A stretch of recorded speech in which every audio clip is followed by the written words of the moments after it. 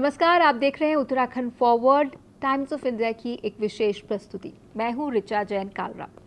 उत्तराखंड को देवभूमि के साथ साथ वन भूमि भी कहा जाता है, क्योंकि यहाँ का 70% हिस्सा वनों से भरा हुआ है, जो ना कि यहाँ की प्राकृतिक धरोहर है, बल्कि ये यहाँ पर्यटन की, लाइवलीहुड की, जल सुरक्षा और पर्यावरण के संतुलन का भी एक बहुत महत्वपूर्ण अंग है। एक ऐसे वक्त में जब दुनिया में विकास और पर्यावरण को संतुलित करने के बीच एक डिबेट छिड़ी हुई है, उत्तराखंड इको टूरिज्म और विकास के क्षेत्र में नई संभावनाएं तलाश रहा है। आज हमारे साथ हैं श्री प्रसन्न कुमार पात्रो, भारतीय वन सेवा IFS के वरिष्ठ अधिकारी, जो वर्तमान में मुख्य वन संरक्षक यानी चीफ कंजर्वेटर ऑफ फॉरेस्ट हैं और साथ ही प्रबंध निदेशक हैं इको टूरिज्म डेवलपमेंट कॉर्पोरेशन के उत्तराखंड में, यानी कई महत्वपूर्ण जिम्मेदारियों को निभा रहे हैं। बहुत बहुत शुक्रिया आपका हमारे साथ जुड़ने के लिए उत्तराखंड फॉरवर्ड में। उत्तराखंड की जो पहचान है वो इसके नेचुरल रिसोर्सेज, इसके वन क्षेत्र, उसके प्राकृतिक संपदा से भी जुड़ी हुई है, तो इसे आप किस तरीके से संभाल रहे हैं और कैसे ये विकास में सहायक हो रही है? देखिए, उत्तराखंड एक बहुत ही बड़ा यूनिक पोजीशन है स्टेट का, जो कि हमारा देश के बाकी प्रदेश से काफ़ी थोड़ा भिन्न है। इसका इकोलॉजिकल सिग्निफिकेंस जितना महत्वपूर्ण है, स्ट्रेटेजिक लोकेशन भी इसका इतना महत्वपूर्ण है, क्योंकि ये बॉर्डर के पास है। ये हमारे इंटरनेशनल बॉर्डर पे दो इंटरनेशनल बॉर्डर का हम शेयर करते हैं बाउंड्री। और यहाँ पे आप अगर देखेंगे, शायद रेगिस्तान और समंदर नहीं है, बाकी सारे चीज़ यहाँ पे है। तो बायोडाइवर्सिटी पॉइंट ऑफ व्यू से या फॉरेस्ट का रिचनेस के पॉइंट ऑफ व्यू से देखेंगे तो ये एक यूनिक पोजीशन रखता है पूरा इंटर कंट्री में। इसके साथ साथ आप अगर देखेंगे, यहाँ से हमारा मेजर रिवर सिस्टम यहीं से ओरिजिन है, गंगा हो, जमुना हो, जो कि पूरा क्रिस क्रॉस करता है पूरा इंटर कंट्री को, एक नॉर्थ इंडिया को पूरा क्रॉस करके बे ऑफ बंगाल में जाके पूरा इसका समापन होता है जी। तो एक रिच कल्चर है, हेरिटेज है, नेचुरल हेरिटेज है, नेचुरल कल्चर है यहाँ का स्टेट का, तो ये एक यूनिकली पोजीशन करता है स्टेट को। तो किस तरह से आप इको टूरिज्म और विकास में जंगलों को ध्यान में रखते हुए एक बैलेंस बना रहे हैं? टूरिज्म और इको टूरिज्म में बहुत ही बड़ा थीन लाइन है इसमें जी। कब हम स्टेप इन कर जाते हैं टूरिज्म में, मास टूरिज्म में, ये शायद हम लोगों को पता नहीं चलता है।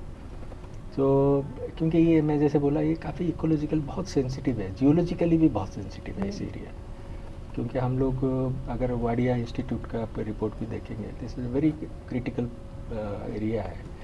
तो ये सारे पॉइंट ऑफ व्यू से हमें इको टूरिज्म को एक बहुत ही सिस्टमेटिक वे में डेवलप करना ज़रूरी है। इस स्टेट का एक हर जगह का एक कुछ ना कुछ कैपेसिटी है, वो कैपेसिटी के अंदर रहते हुए हमें पूरा डेवलपमेंट जो भी इसमें करना है, एक सतत विकास के तौर पे करना है, जो कि आगे चल के भी इसको मेंटेन करें इस चीज़ को। जैसे आपने कहा कि एक बहुत रेजर थिन लाइन है टूरिज्म और इको टूरिज्म के बीच।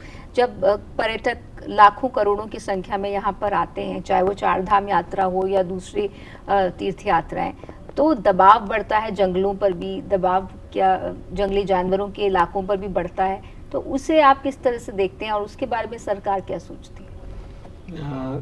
इसमें देखिए, हमारा काफ़ी सारा रूल है, पॉलिसीज़ है। अभी कुछ पॉलिसी डेवलपमेंटल स्टेज पे है, जैसे हमारा ट्रैकिंग और माउंटेनियरिंग पॉलिसी हम लोग अभी डेवलप कर रहे हैं, जिसमें कि एक रेगुलेटेड वे में ये चीज़ हो। हमें मास टूरिज्म के जगह पे वैल्यू टूरिज्म जरूरी है। Experiential tourism is very important, जो कि यहाँ का एक USP है हमारा उत्तराखंड का। तो यहाँ पे आप अगर देखेंगे, एडवेंचर टूरिज्म जैसे हो गया, एडवेंचर टूरिज्म है हमारा कुछ यूनिक प्रोपोजिशन को हम उसको, हमारे पास हाई एल्टीट्यूड माउंटेनियरिंग है, बर्ड्स का रिच डाइवर्सिटी है, जो कि बहुत ही मिनिमल इम्पैक्ट में हम अच्छा एक टूरिज्म कर सकते हैं, जो कि इको टूरिज्म में जो मूल मंत्र है यही है। तो इसी पे हम लोग अभी फोकस में एक प्लान्ड वे में डेवलप कर रहे हैं इस चीज़ को। जब आबादी बढ़ती है किसी भी जंगली क्षेत्र के आसपास, तो एक मैन एनिमल कॉन्फ्लिक्ट हम देखते हैं, उत्तराखंड में भी ज़रूर हुआ होगा, तो इसे किस तरह से टैकल किया जाता है? देखिए, ये आप अगर ब्रिटिश एरा से भी आप अगर उठा के देखेंगे, हिस्ट्री अगर देखेंगे तो तब से ह्यूमन वाइल्ड लाइफ कॉन्फ्लिक्ट का इशू स्टेट में रहा है, जी। यद्यपि ये स्टेट उत्तर प्रदेश का पार्ट था। मैं कहीं पे देख रहा था बहुत पुराना ब्रिटिश एरा का कोई एक न्यूज़पेपर क्लिपिंग, जिसमें कि वहाँ पे कोई सूबेदार थे जो रिटायर्ड, और कहीं पे भालू का इशू हुआ था पौड़ी साइड में, और वहाँ पे जो है भालू को शूट करने के लिए शूट किए उन्होंने दो। उनको उन्होंने ब्रिटिश राज ने उस टाइम पे उनको प्राइज़ दिया था। अच्छा। और जिम कॉर्बेट्स तो सब जानते हैं कि कितने टाइगर लेपर्ड सारे जो मैन ईटर थे उनको ये की। तो ये एक हिस्ट्री रहा है स्टेट का। अभी कुछ recently due to various factor, एक फैक्टर इसमें जिम्मेदार नहीं है, हमारे ह्यूमन वाइल्ड लाइफ कॉन्फ्लिक्ट काफ़ी इंक्रीज भी हुआ है। जिस एरिया में नहीं था वो नया एरिया में भी डेवलप हो रहा है। तो हम लोग उसी हिसाब से अपने आप को डिपार्टमेंट को इसमें प्रिपेयर कर रहे हैं। जैसे आज के दिन में काफ़ी सारे न्यू टेक्नोलॉजीज आ गया, एआई से लेके ड्रोन टेक्नोलॉजी, आपका मॉनिटरिंग, सर्विलेंस, इसके साथ नया इक्विपमेंट्स आ गया है। हमारा रैपिड रेस्क्यू टीम्स हम सारे डिविजन्स में जहाँ जहाँ हमारा ये मैपिंग है, मैप्ड है, वो सारे एरिया में हम लोग ये कर रहे हैं। इसके साथ साथ लोगों के साथ जो संवाद होना है डू डोंट्स के ऊपर, इसके ऊपर भी काफ़ी सारा काम अभी हम लोग कर रहे हैं। जी। उत्तराखंड में जो जलवायु परिवर्तन, क्लाइमेट चेंज का असर देखा गया है, उसने जंगलों को कैसे प्रभावित किया है, यहाँ की बायोडाइवर्सिटी को कैसे प्रभावित किया है, यहाँ लोगों की ज़िंदगी पर उसका जो जंगलों से जुड़े हुए हैं उन पर क्या असर पड़ा? तो मेरा अगर पर्सनल व्यू देखेंगे या ऑब्जर्वेशन देखेंगे लास्ट 23 ईयर्स में, एक सबसे बड़ा जो मेजर इम्पैक्ट हम कहीं पे देख सकते हैं, direct impact, that is the water availability of water, पानी। जी। तो हमारा काफ़ी सारा जल स्रोत जो है इसमें सूखा है। इसके साथ साथ आपका इम्पैक्ट अगर देखें, ये क्योंकि लाइफ को, सोसाइटी को, विलेज जो हमारा जो यहाँ पे एक थ्रेड है, वो उसी को डिस्टर्बेंस कर रहा है पूरा इंटर लाइफ सिस्टम को। फॉरेस्ट फायर में भी काफ़ी सारा इशूज़ रहा है। ह्यूमन वाइल्ड लाइफ कॉन्फ्लिक्ट भी काफ़ी बढ़ा है, पर्टिकुलरली अगर इस साल का आप देखेंगे 2025-26 में हमारा बियर कॉन्फ्लिक्ट कभी भी रिसेंट पास्ट में इतने सारे नहीं हुए थे। आज के दिन में बियर कॉन्फ्लिक्ट काफ़ी ज़्यादा हो गया है। तो हो सकता है ये भी एक ह्यूमन वाइल्ड लाइफ कॉन्फ्लिक्ट, जो आपका क्लाइमेट चेंज का एक एस्पेक्ट्स हो सकता है, क्योंकि गर्मी बढ़ रही है तो उनके इलाकों में पेड़ कट रहे हैं। हाइबरनेशन में जाते थे विंटर में वो लोग, जो बियर्स है, तो हाइबरनेशन का टाइमिंग नहीं मिल रहा है, स्नोफॉल कम हो गया है, आपका फ्लावरिंग पैटर्न काफ़ी सारा स्पेसिस का चेंज हुआ है, आपका ट्री स्पेसिस का माइग्रेशन इन दैट सेंस, जिस एरिया में वो स्पेसिस नहीं दिखता था, जो प्रजाति नहीं दिखता था, उस एरिया में वो प्रजाति का धीरे धीरे दिखना शुरू हुआ है। ट्री लाइन का शिफ्टिंग देखा गया है। इसके साथ वो जो वाडिया इंस्टीट्यूट ने एक स्टडी भी अभी भी कंटिन्यूस है, the impact of climate change on the movement of glaciers, उसके ऊपर क्या इम्पैक्ट है, वो लॉन्ग टर्म स्टडी है, तो उसके ऊपर भी काफ़ी सारा चीज़ है। अवेलेबिलिटी ऑफ वाटर्स का है, स्ट्रीम्स, ये कुछ डायरेक्ट एविडेंसेस भी है। तो ऐसे में आपके विभाग की चुनौती काफ़ी बढ़ जाती है क्लाइमेट चेंज को देखते हो, तो कैसे सरकार ने इसका सामना किया है, क्या इसे लेकर सोचा जा रहा है? देखिए, क्लाइमेट चेंज के लिए हमारे पास दो ऑप्शन है, इधर हम मिटिगेट करें इसको जो अभी इश्यूज है, या तो हम इसको आगे के लिए एडॉप्ट करें। एडोप्टेशन एक स्ट्रेटेजी है, मिटिगेशन एक स्ट्रेटेजी है। मोस्ट ऑफ द केसेस में हम लोग दोनों एस्पेक्ट्स पे काम कर रहे हैं। जैसे मिटिगेशन है, जैसे मैंने एक एस्पेक्ट्स है। मिटिगेशन में क्या है, जो इश्यूज है उसको टैकल किया जाता है। जैसे ह्यूमन वाइल्ड लाइफ कॉन्फ्लिक्ट है, तो उसके ऊपर हम लोगों का तैयारी कर रहे हैं, हम लोग प्लान कर रहे हैं।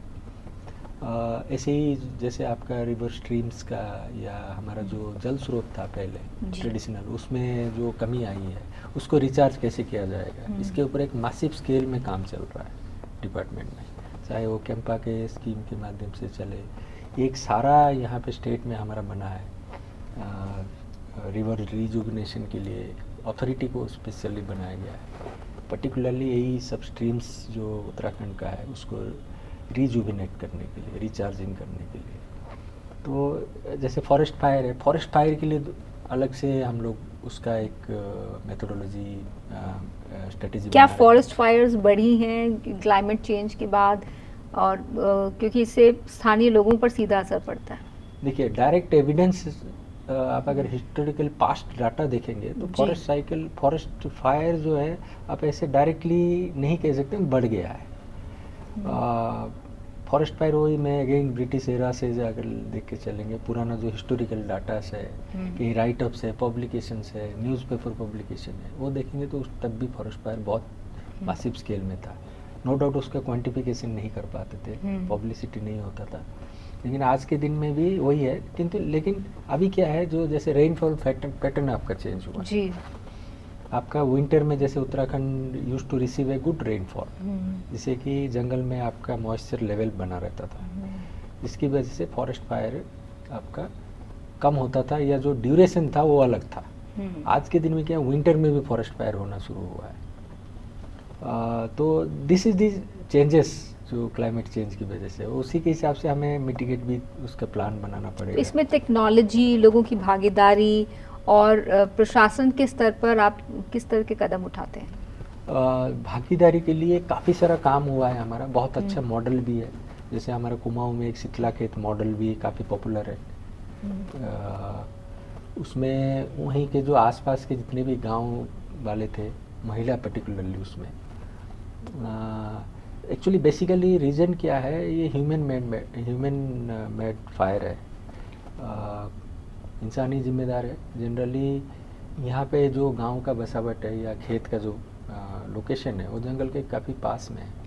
तो जनरली यहाँ पे एक कंसेप्ट है आड़ा जलाना, जो एग्रीकल्चर रेसिड्यूज को उसको जलाते हैं, पराली जिसे पराली आड़ा बोलते हैं यहाँ पे। तो वो जब जलाते हैं तो वो कभी कभी फायर आपका जंगल में स्प्रेड करता है। That is one of the major reason. तो ये जो शीतलाखेत मॉडल है, इसको हम पूरा बाकी जगह पे भी इसको हम काफ़ी ये कर रहे हैं, लोगों को विजिट भी कराए, पूरा इंटर उत्तराखंड के अलग अलग जगह से लोगों को शीतलाखेत विजिट भी कराए। तो how they are managing that one, वो क्या है, एक पीरियड पर्टिकुलरली स्पेसिफाई कर रखे हैं जस्ट फॉरेस्ट फायर सीजन से पहले। उस पीरियड में सारे जितने भी इनका खेत में जितने भी रेसिड्यूज है उसको एक साथ जलाते हैं वो, ताकि कंट्रोल वे में वहीं पे रह के जलाते हैं, तो स्प्रेड करने का स्कोप कम हो जाता है। तो दिस इज़ एक ये है। दूसरा है, अभी गवर्नमेंट ने काफ़ी सारा नया इनिशिएटिव लिया है, and Uttarakhand is unique state in the entire country, जहाँ पे कि हम फॉरेस्ट बायोमास, पर्टिकुलरली चीड़ पिरुल जो है, पाइन नीडल्स, फॉरेस्ट फ्लोर से कैसे कम किया जाए लोड, इसके लिए ब्रिकेट्स के लिए 10 रुपीज़ पर किलो जो कि हम उनको देते हैं जो विलेजर्स के हैं। उसमें काफ़ी करीब 9 इंडस्ट्रीज, ब्रिकेट इंडस्ट्रीज यहाँ पे एस्टेब्लिश हुआ है, एंड गवर्नमेंट के लिए एक हाई प्रायोरिटी चीज़ है ये।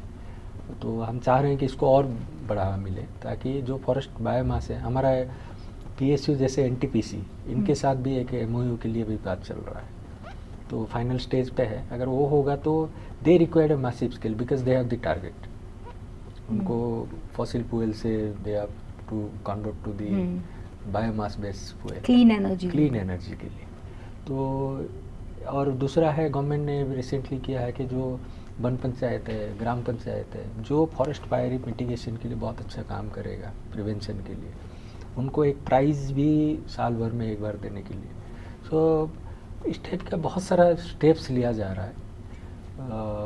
बल्कि नीति आयोग में भी इसका हमारा जो ब्रिकेट वाला जो इनिशिएटिव है, मिनिस्ट्री ऑफ एनवायरनमेंट फॉरेस्ट, ये भी काफ़ी अप्रिशिएट किया है।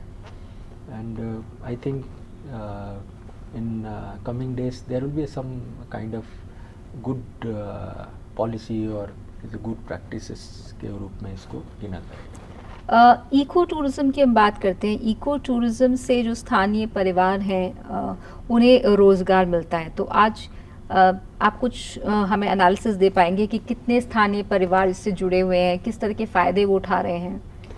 हमने अभी एक लगभग 100 प्लेसेस का हमने एक स्टडी कराए थे किसी NGO के साथ मिलके, कि इसका सोशल और इकोनॉमिकल इम्पैक्ट क्या है, पर्टिकुलरली इको टूरिज्म पर, नॉट द एंटायर टूरिज्म। तो हमने हमारा जहाँ जहाँ पे डेस्टिनेशन है जिसमें कि डिपार्टमेंट डायरेक्ट कुछ किया है या कम्युनिटी अपने आप कुछ डेवलप किए हैं, ऐसे करीब करीब अराउंड 100 डेस्टिनेशन में पूरा डिटेल सर्वे हुआ। उसमें एक बहुत ही बड़ा इंटरेस्टिंग चीज़ आया, पहली बार शायद इस टाइप का आंकलन किया गया है। तो आप बिलीव नहीं करेंगे, लगभग हमारा मोर देन 1000 करोड़ इसका इकोनॉमिक डायरेक्ट इम्पैक्ट है इको टूरिज्म का। हाँ। चाहे वो होम स्टे के माध्यम से हो, चाहे हमारा रिजॉर्ट्स हो जो पर्टिकुलरली इको टूरिज्म से रिलेटेड है, चाहे हमारा सफारी हो, जितने भी हमारे एक्टिविटीज़ हैं उसमें करीब करीब 1000, ये हमारा पब्लिश होने वाला है रिसेंटली, फाइनल स्टेज पे है। इसके साथ अराउंड 50,000 लोगों का जो है इसमें डायरेक्ट पार्टिसिपेशन है। इनडायरेक्ट जो बेनिफिट है वो तो एक दूसरा एस्पेक्ट्स है उसका आंकलन नहीं है, मैं जो डायरेक्ट बेनिफिट की बात कर रहा हूँ। ये काफ़ी अच्छा उत्तराखंड में स्कोप भी है, लोग इसको, क्योंकि यहाँ पे एक कल्चर रहा है, तो नो डाउट ये क्या है, कुछ पॉकेट्स में डेवलप है। तो ये जो रिपोर्ट हमने एनालिसिस की है उससे हमें पता चल रहा है गैप कहाँ पे है। अभी वही गैप जो जहाँ पे है हमारा, वहीं पे हमें फोकस यानी आप आने वाले समय में इको टूरिज्म को बढ़ावा देने वाले हैं। तो इसमें जैसे हमारा रिसेंटली बजट में भी जो यूनियन बजट हुआ था उसमें भी कॉर्बेट और राजा जी जैसे इलाके तो हैं, लेकिन और इको टूरिज्म सर्किट्स चाहिए, तो उसके बारे में आप कुछ शेयर करना चाहेंगे कि कौन से नए इको टूरिज्म सर्किट हो सकते हैं राज्य में? तो मैं वही कह रहा था कि जो यूनियन बजट अभी हुआ है उसमें एक ट्रैकिंग के लिए और माउंटेनियरिंग के लिए एक स्पेशल उसमें मेंशन है जी।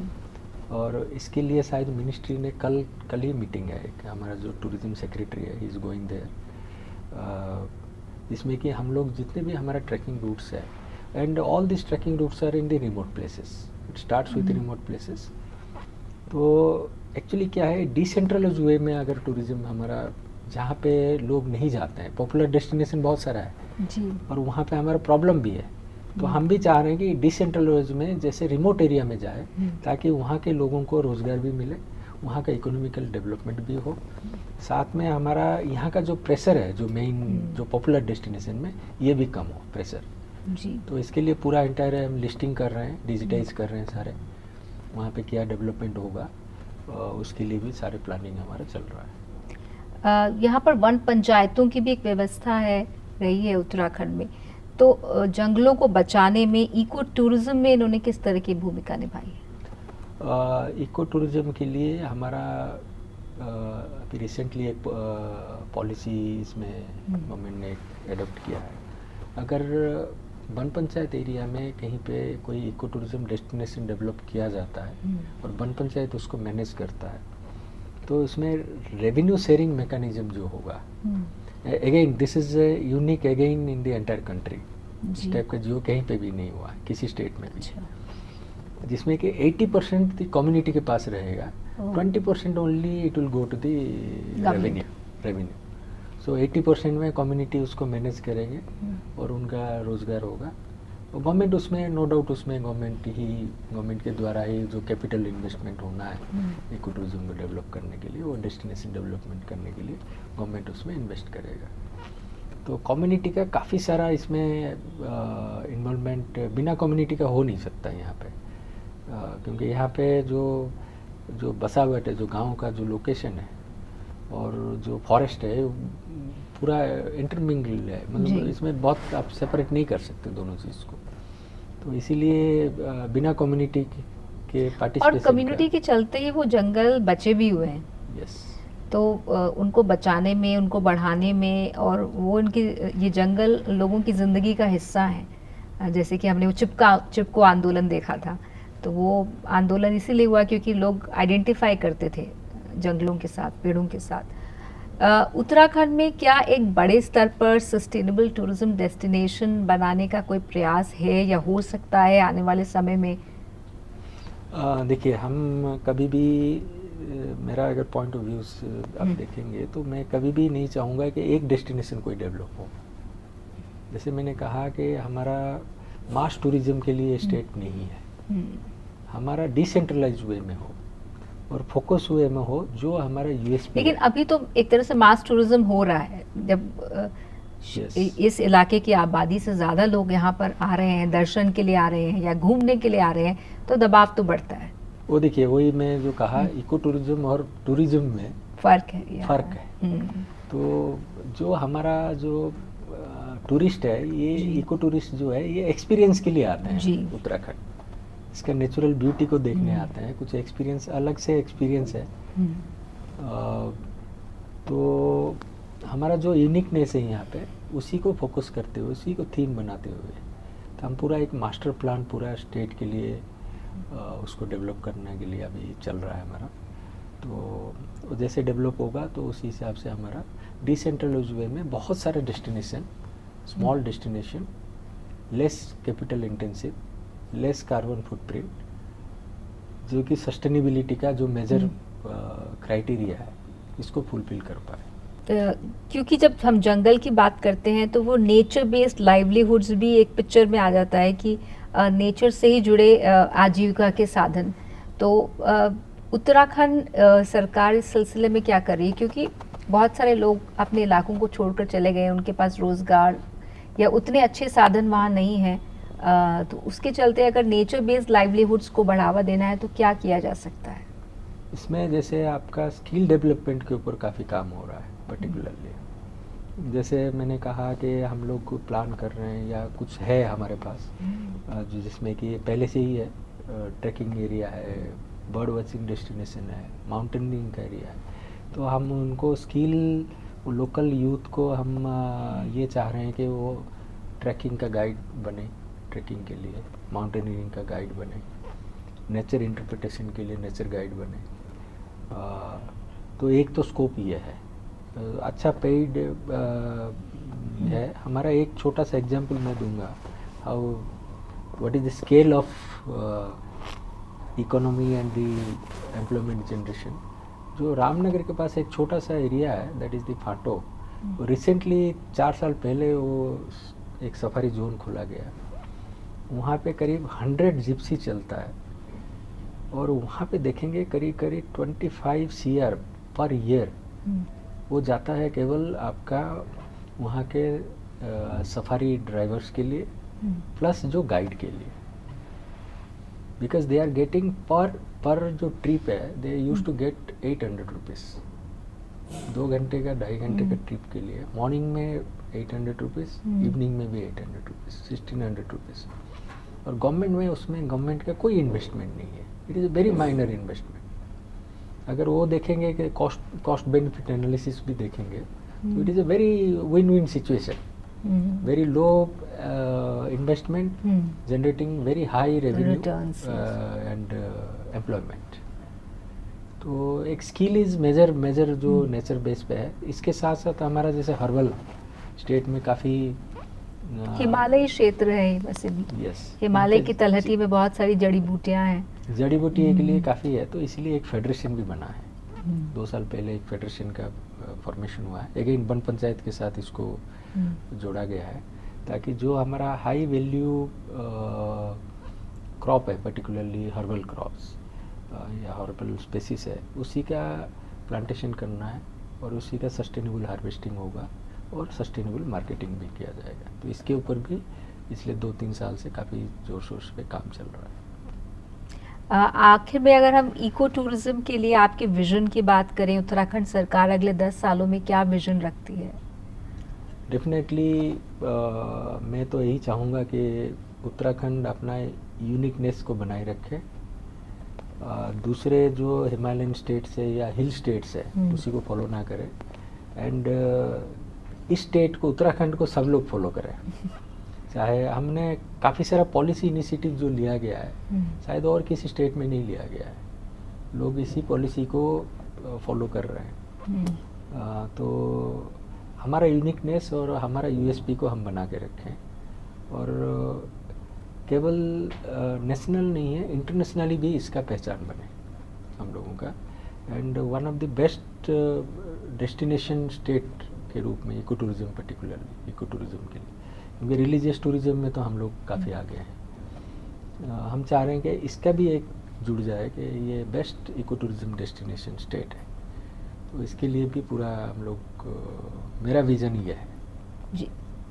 उम्मीद करते हैं कि ये विजन 10 साल में पूरा हो या उससे पहले पूरा हो, और जिस आपने कहा कि जो उत्तराखंड की विशेषता है वो बचा कर रखी जा सके, ये एक बड़ा डिफरेंशिएटर होगा। बहुत बहुत शुक्रिया हमारे साथ उत्तराखंड फॉरवर्ड में जुड़ने के लिए।